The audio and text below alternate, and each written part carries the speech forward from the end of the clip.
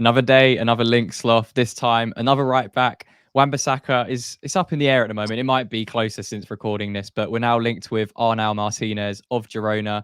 This coming out last night that Julen Loptetegui is very clear that he wants to go for the Girona defender Arnau Martínez, and West Ham have already contacted his representatives, and there may also be an offer in already, according to a couple of sources there. So again, take it with a pinch of salt. We don't know how accurate this information is, but our job's to break down the player to see if this is going to be worth the move for West Ham. So for those of you who aren't aware of Arnau Martínez of Girona, here's a little bit of an overview for you. That is completely the wrong one. Sorry, there we go. So Arnau Martínez, Spanish, still only 21 years old. He's around 6 foot. His contract expires next summer in June, and he has an estimated value of around 10 million euros on Transfermarkt, but he does have a release clause right now of 20 million euros. And you can see here on his heat map, he is predominantly a right back, but he also can play centre back. But his main position is out on that in that right back position. So, thoughts to the link to Arnau Martínez, Sloth? Is it something that interests you? Still only quite young at 21 as well. I think he is a very, very talented player, and I think when we're looking at the links we've had in the right back position with Kyle Walker-Peters and Aaron Wan-Bissaka being the main two, he's sort of a perfect mix of them both. And he's very defensive minded, but his delivery into the box is fantastic. And it's not really shown much this year.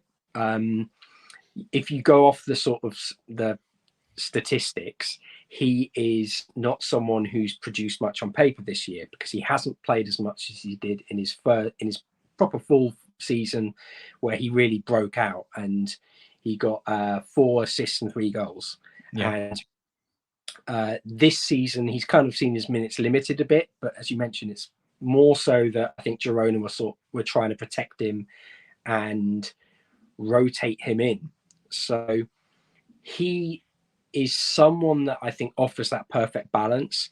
And if we were to go for Aaron Wan-Bissaka, if we were to get him in that right back position, I think it would maybe open him up a bit more to be a third centre back, because that was what was rumoured when he was coming through at Girona, because he is that bit more defensive minded, that he could support a flying wing back, or he could be the one to sort of sit in deep, pick up the ball from them and deliver into the box. Yeah, no, I think it's an interesting link. And as you say, his minutes were quite limited last season. He only managed, I think, 21 appearances in the league and around 1,300 minutes. So for context, Kilman played almost 4,000 minutes of Premier League football last season for Wolves. So he didn't have that much of a run in. As you say, Girona were fantastic last season. So he probably found it difficult to get back into the team once he was pushed out of it. And he's still only 21, like you say, he's still a young player. So again, it's managing that workload on that type of player at Girona. But if he was to come to West Ham, what would be his kind of key attributes? I know you said he's more of the defensive side. And, you know, when we compare him to other right backs in the top 5 European leagues from last season, again, some of his data is slightly skewed because of his lack of minutes compared to some others. So he has a lower percentile pool to work from. But it looks like he is very good technically on the ball.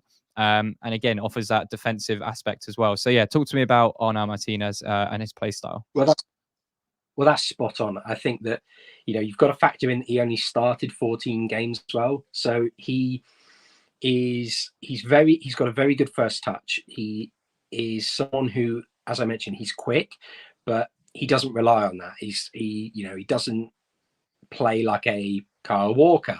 And I know people might say, well, Kyle Walker's fantastic, but I think that when you're looking at a right back, he's not someone who relies on his speed to bail him out of things. He's very much someone who's on the front foot. He reads the game well, but he will take a good first touch and look to lay someone off, or he will knock it past someone, or create a bit of space for himself and then play a good pass. He's very, very astute with when he picks up the ball or when he goes in for a challenge. And I think that that's fantastic for such a young player. His decision making is someone who is 28, 29 as opposed to 21. And I think that if he were to come into the Premier League, that's something that's really important for any player. But I think when you're slightly smaller or like someone who might well transition into that right centre back position, it's something that makes you super versatile and super valuable, because if you're looking to sort of sit back and soak up pressure, you can put him in that right back position, or you can, just allow a bit of pressure off a wing back or someone like Bowen and get them to sit higher up the pitch. And I think he's someone who can bring the best out of your right winger. And as sort of daft as that sounds for a right back, I think that when you factor in what he can produce in an attacking sense, it's that support that he offers, and almost like a rear guard, a safety net for that right winger to take a bit more of a chance or take someone on. How does he compare to someone like a Tilo Kehrer, for example? Because he was someone that came in at West Ham, wasn't particularly tall as a centre back. I think he struggled as a centre back in a back four, especially for West Ham. But technically on the ball, Tilo Kehrer was very good, and he showed that. And he did play right back a few times for West Ham. With Arnau Martínez, it seems like what you're saying there is kind of similar-ish in terms of, he's now playing right back because, he's not the tallest centre back in the world, and it maybe benefits him more from playing from a right back position. So how does he compare to someone like Tilo Kehrer, just out of interest? This video is sponsored by Emotive. Emotive provide cutting-edge digital services, solutions, and training to companies and businesses of all sizes. Emotive have worked with some fantastic brands in the past, as you can see behind me, the likes of Apple, Google, Tesco, and of course, Babylon Irons. Emotive offer 4 key services, the first being digital solutions, the second being professional training and coaching, the third being fractional experts, and the fourth being AI readiness. We're going to be working with Emotive on our channel to improve how we showcase the data to you guys in our breakdown videos and data analysis videos. If you want to find out more information about how Emotive can work with you, make sure to scan the QR code now, which will take you to emotivetouch.com, where you can find out more details about the company, and the link will be in the description. A massive thank you to Emotive once again for sponsoring this video, and let's get back to it. I think his decision making and his consistency is far greater. Like I think that was one of the criticisms of Tilo Kehrer. For every sort of Man United pass that he would play when he set up the goal, it would be an error in when he jumped, or a very poor touch, or something like that. Arnau doesn't have that. He tends to be very composed, and as I mentioned, his decision making is very mature. So I think that when you compare the two, the only real sort of comparison is in their versatility and their athleticism, as opposed to their play style. He's someone who is potentially, like I kind of said about Gil Herme, he's someone who could come in, and right now you might go, oh, well, he's not really the player that we would have prioritized in that position. But had he had a great season, he'd be out of our reach. So yeah, I think that he's someone who could come in and be fantastic, and then we go, wow, there's going to be top clubs interested in him, and we're going to struggle to keep a hold of him. So I think striking now would be a good thing for the club. And look, we've lost Ben Johnson, and we know that Soufal may well be unhappy. So bringing in someone like Martinez could well be a cushion, that you say you're going to be first choice, but this guy's going to be hot on your heels. Or if you brought in Arnau Martínez, you say this is your competition, and this guy is going to be, second choice. You're first on the team sheet, but if you don't perform, then he's here as well. What would you rather do? I think, well, there's 2 questions really. Would you rather us push ahead with the Aaron Wan-Bissaka deal, because that's more for someone that's going to be brought in to be the starting right back, I would assume? And secondly, if Arnau Martínez was to come in instead of Aaron Wan-Bissaka, does he start straight away ahead of Soufal for you?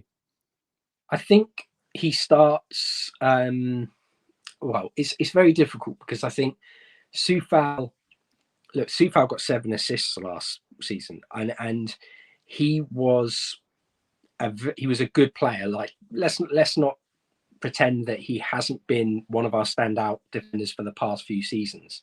So even when he was injured and there was a dip in form, it's kind of book ended by 2 fantastic seasons.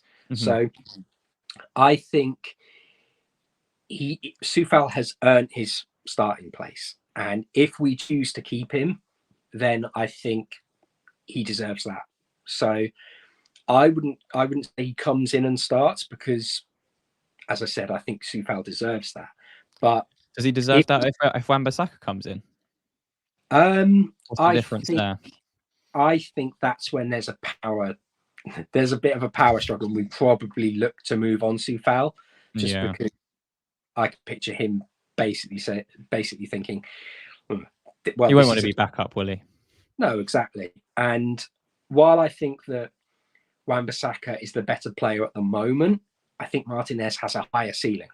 And I think that if he can start to add a bit more attacking element to his game, he'd be someone that a Real Madrid or a Barcelona would be after, as opposed to sort of us keeping him for his career. Well, it looks like he's going to be available again for that 20. We can either do the 20 million euro release clause, which I think you have to pay pretty much all up front, or majority in a lump sum, or we might try and get it in installments for around sort of 15, 16 million euros. If that was to get over the line with Arnau Martínez, Sloth, what is that transfer rating for you out of 10 if that does happen? I think it's an 8 out of 10. I think that if he was coming off the back of the if his breakout season had been this season, and then his season reversed. 2 seasons ago, if that had been, that's the much simpler. There's the word. if the seasons had been reversed, I'd be saying it's a 10. But I think that we've seen him have a slight dip, and we've seen him struggle for minutes. And I think that when you're putting that much pressure on a young player to come in and be your starter, that can be quite a worrying thing.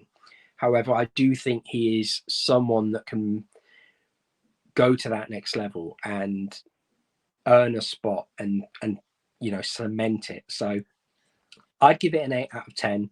I think particularly for the sort of price involved as well. I would probably still look at maybe getting in a versatile centre back who can cover that right back position. I know Mavropanos can, but I think that it would also be just another sort of string to your bow, but a very, very good player, and for the price, a very good deal.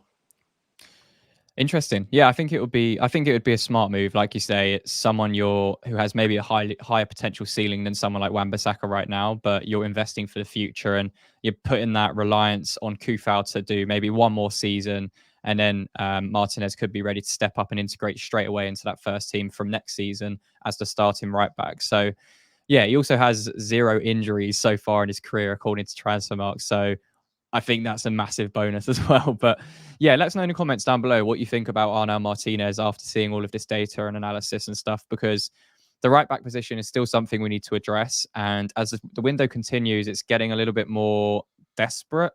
But yeah, we'll see what happens. Let us know what you think about Martinez in the comments. Leave a like on the video if you enjoyed. Subscribe to the channel if you are new around here. And Sloth, until the next one. Come on, you Irons.